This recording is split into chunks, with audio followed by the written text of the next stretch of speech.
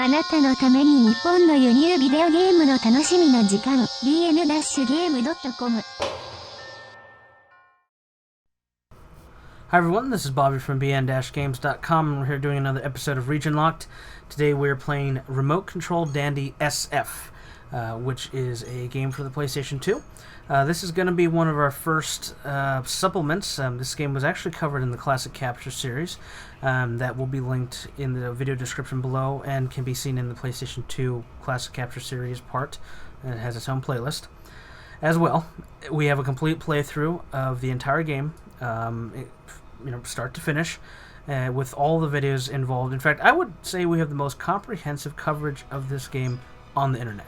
In fact, if you Google the name, we come up as the top search hit, actually. Not even in Japan. So, which is surprising because I still don't really know what's going on in the story. In the Classic Capture, we did a lot of the multiplayer. We showed mostly multiplayer footage. Me and Tim kind of duking it out. Hadn't played too much of the story mode at the time because at the time, as I had explained then, don't speak the language and there's no translation and it's kind of hard to, it's harder to understand. The principle, though, is probably a premise of most anime, and heaviest will probably be Evangelion to some extent. At least conceptually. No, it could also be Gundam. I mean, this is just, hey, let's give a little boy a robot that he can destroy the city. And that's pretty much sums it up. Well, I guess you could say that about a lot of animes. In Japan. Gundam. In this video, we're going to show some of my favorite highlights of the single-player campaign. There's going to be no multiplayer or versus mode footage here. It's pretty much me battling a bunch of robots and talking about what I did experience in the single-player. This is currently my favorite import Japanese PlayStation 2 game. This was not released here in the States. There was only one game, as I explained in the Classic Capture, from this developer, Sandlot, that was released here. That was Rad Robot Acclamic Drive, and it's a similar engine and similar premise. Did we do Tetsujin in the Classic? Yeah, that's gonna have to be another. Yeah, but I mean that's also by the same developer, same engine. That's true. And the first game, we also did a Classic Capture for the very first game. Yeah, Remote Control Dandy, which is one of my favorite games of all time. I'll be honest with you, I like this game better, even though the first one, we remember it from memory's sake. It's got, well, yeah, I mean, I kind of have that sentimental thing to it. I mean, I know this one's probably got advancements, and been cleaned up a bit, but as far as the other one goes, I mean, I got some sentimental, and I don't know, there are some things I see that are different that I kind of like a little better, but for the most part, I mean, this is still a really good game. I mean, this is a game that I think would have made it here. Yeah, oh yeah, definitely. This would have made it if they had done a translation easily. I mean, other than probably cost, I don't see any reason why they didn't. Well, I mean, in a way, because, I mean, Rad didn't do all that good. Essentially, it's... the thing between Rad and this has more of a cartoonish appeal. And I read a review during my playthrough, and this is going to go to Marco's thing. I know Marco hasn't seen a lot of it, but a lot of the robots they call Power Ranger rejects, Final Boss rejects, when they're big. And some of them kind of have weird shapes and stuff. I guess the question would be, why would you want to play this if you don't understand the story? It really gameplay. The gameplay really speaks for itself. That, and who the hell doesn't want a giant robot kicking ass? Well, besides that, I mean, one of the biggest things, especially in its predecessor, that was one of the huge things that we loved about the game as kids, and even to this day, is that you basically get to roam the entire city and destroy everything. If you want to. If you take your time, you can honestly level the entire city. And yes, ladies and gentlemen, that is a giant padlock. I needed to know that, but I'm not surprised being a Ranger fan. But is it a master lock? No, they couldn't afford it. So it's one of those cheap, quick key set ones. Yes. Quick key. So someone's gonna snap it, steal a robot, and get away. Yes. Actually, I agree with you as far as destroying the city, but I'll be honest with you, after having played this, my favorite part is knocking the robots far, far away. Like, just hitting them with a power punch, and just launching them. Or if you do the uppercut, making them fly, and then you hit them in midair like a mid-punch. The combat is really for me what set this game apart. And it does have different challenges. It's not just going around beating up giant robots. There are some challenges, like there's one episode which was very difficult because since I don't speak the language, I didn't really know what I was supposed to do. But there's a robot that has a nuke on strapped to its back. And I kept destroying it. I kept destroying the robot thinking, well, I gotta destroy the robot, and I have to either knock it down. How dare you kill Oscar? Basically what happens is I had to knock the robot down, and then as the character, because you control the robot and the character separately, I had to use a freeze gun and freeze the nuke. And there are a few things like that. There are some... I didn't know that's how nukes work. Yeah, pretty much. Freezing them. Well, you did in Metal Gear 2, remember? You freeze them. Yeah, that wasn't a nuke. That wasn't a nuke. That was C4. Yeah, but it's just the same thing. Same principle. Oh, yeah. C4. C4. Yeah, nukes. C4 is, just because, nuke splits an atom. Yeah. Just freeze it. So, you have different gameplay types. Stuff that I really like, that the way they change it up is, for example, there's a robot where you can't hit it directly every time you try it teleports. You actually have to parry its attack, and believe me, that takes some time to learn. No, you use Thunder Wave. And the other one, in context of the story, your robot is severely damaged as it blocks a nuke, actually blocks a nuke, and then your armor's all destroyed, so you can't actually block. You can't use the block, and you have to use different tactics to destroy the robot, although thankfully the robot you're fighting doesn't have a lot of health. At the same time, which I know we kind of skipped over, you actually can increase the power of your robot and armor, and that they get different add-ons. Like one of my favorites is launching the fist, which is a staple of this engine, allowing you to launch your hand as a special weapon, at least for this robot type. Yeah, I mean, that's one of the things I loved about the first one. When the first time I saw them, like, this is the greatest thing ever. Yeah. Although I think you said this game you can only use one arm. No, I'm actually wrong about that. I actually learned there are different moves that I actually had to look up after I'd finished the game. He has like this rocket uppercut that I never got to record. No, I'm talking about launching both arms. Yeah, you can. You can't farm at the same time. You have to do alternate delay. This is actually one of my favorite levels. Actually, this one right here. He launches it from this giant plane. You gotta imagine that thing weighs like 1 billion tons. And then he goes to this... Billion tons. Yes, Bobby Major, yes, 2012. Yes. Isn't that like the weight of dark matter? Well, look, it's pretty dark. Billion tons. 2012. Bobby Major. And you basically land on a space or air battleship. Space air battleship on Earth? Well, it could go to space. How do you know? It's the Yamamoto. Shit, he's racking up the quotes. Yes. Box. There's gonna be back in the box HD remix. And this right here. This right here. Oh. Yeah. So you're like, oh man. I'm just Fuck gonna that fight thing. a battle. You sunk my battleship. This is like one of my favorite parts of the game. I didn't put the whole thing because it takes. I wanted to put as many highlights as possible without dragging on. Why can't you do that in the rest of the game? Fly around? Yes. Well, you kind of can.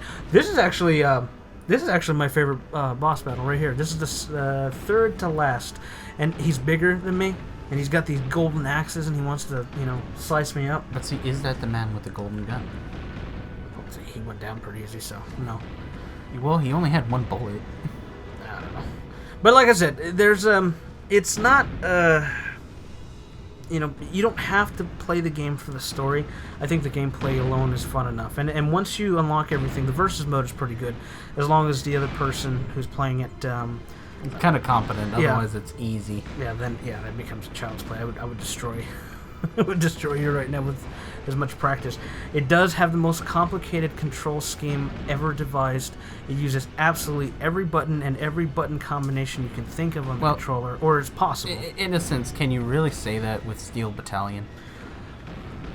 Well, with the native controller. Okay. Let's say native controller then. And, it does have its difficult bits, and, those come down to being more precise, but for the most part, you walk around as a giant robot and you smash stuff. And you upgrade your robot and you become literally almost invincible. That's really what it comes down to. There are 3 different difficulty options. You can replay the missions on harder difficulties, and I would recommend that because these robots, some of them have almost one-hit kill attacks at certain points if you're not careful and you don't block at the right time. So, one quick thing, because I don't know. Besides the multiplayer, can you play as other robots in the story mode? yes, you can. There are different robots, and to be honest with you, I played a few of them. There's a few situations where you have to play one or two different ones. I prefer. This is my favorite. And also, this model is very close to the Mega Knight from Red, and this is also very close to the original remote control Dandy from the first game. So, spiritually, I felt I should play as this because this is, kind of the state. In fact, it's the guy on the box art, and I painted it purple, which is different. But other than that, and see, his armor's broken. I just busting his ass up. He can't do nothing.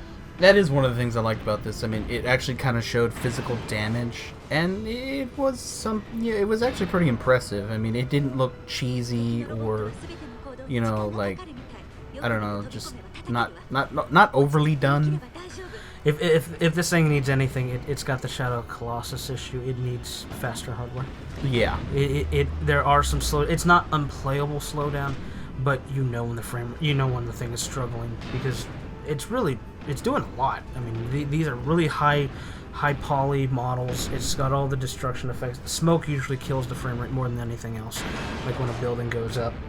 Not always, but that's generally the time that it has some issues. I've also noticed when it's darker, like when it's at night, there's some issues. You also get to, I've sped this up, by the way, because this sequence right here of the transformation takes 3 minutes. I've actually sped this up to, maybe 20 seconds, something like that. You fight as a robot that's sticking out of the Earth's atmosphere. That's actually pretty standard fare for Japan. Okay, Japan, but for Japan. now here Good old Japan. Here is the ultimate question, though. Since it's sticking out of the atmosphere, is Al Gore the pilot? No, yes. I'm going to go with yes. Japanese Al Gore. Are you also fighting him in an atmosphere robot? Yes. Oh yeah, because that little robot's gonna be, tickling him. And it takes forever for it to swing. It was interesting. You don't have to do this very much. You beat the one, and then goes to the final boss. I'll be honest. Well, I mean, at least there's that little bit of realism in the, it takes a while for that massive titan to swing. I don't know. I just enjoy that it's above the cloud layer and it's sticking up into space. This is the final boss battle, by the way, and it's kind of pathetically easy. I'll be honest with you. That's like the only attack. If he hits you with that, it can kill you. I've seen other people do it. I knew to block immediately. And after that, it's just child's play. He's not tough at all. Are you like in the Digimon world? Something like that. Oh, okay. Yeah. Or the Matrix. I prefer the Matrix. Okay. With a giant robot. So, as I said, we did do a classic capture, and there's more information in that, and I'd ask you to watch that video, for more of the multiplayer stuff and our first impressions, our first gameplay with the game. And as I said, there's a complete walkthrough of the entire game, start to finish. There is an unlockable story mode for the girl in the story. I guess, man, it's really... you could say love interest, because she pilots her own robot as well, and I plan on doing that at a later time, but the main story has been completely covered in the walkthrough, so especially for some of those missions where you might not understand what tactics you should use to defeat maybe some of the bosses, which is, some of them, they do require a little bit of thinking. You'll be able to do that, assuming you have the game and want to get the game. The game does go for about $24 to $30, depending. It's not easy. It's not an easy find. You probably have to import it directly from Japan. PlayAsia doesn't carry it anymore. It is a bit of a rare piece. Pretty much eBay only. Yeah, eBay is pretty much. If you're in the States, you gotta use eBay or maybe the Japanese Yahoo auctions, possibly something of that nature. You're going to be paying a bit of a premium for this game, and to some extent, it's worth it. Or I would say completely worth it for me. But there are, if you're a mecha fan, You need this you game. need this game. That's as simple as that. What's the name of the developer? Sandlot. Get your asses over to the guys that are in charge of Super Sentai and get me a game with the Megazords. Well, I should actually make a little bit of history. The guys who were Sandlot, who developed these games, they actually went on to create the Earth Defense Force games. Well, they can stop doing that and meet my demands. Yeah, they would make So the best Megazord fighting game has already been out, and it's on the Super Nintendo. No, it doesn't have all of them. I don't want it. No, it has all the ones that count. I think this is the best Megazord game because it doesn't have Megazords, doesn't have a creepy lady yelling from the moon, doesn't have dudes in spandex, and he has a robot that destroys another robot. Isn't the main character wearing spandex? No, it's a spacesuit. Oh, okay. It's Difference. It's space material. Alright, everyone, well, we're going to leave it here. Please check out all the video for this game. Like I said, best coverage you're going to find with this game on the internet. I can guarantee that. Your money back. We're going to leave you with the preview, the preview promotional video that right here. And please subscribe. Let us know what you think. Thank you.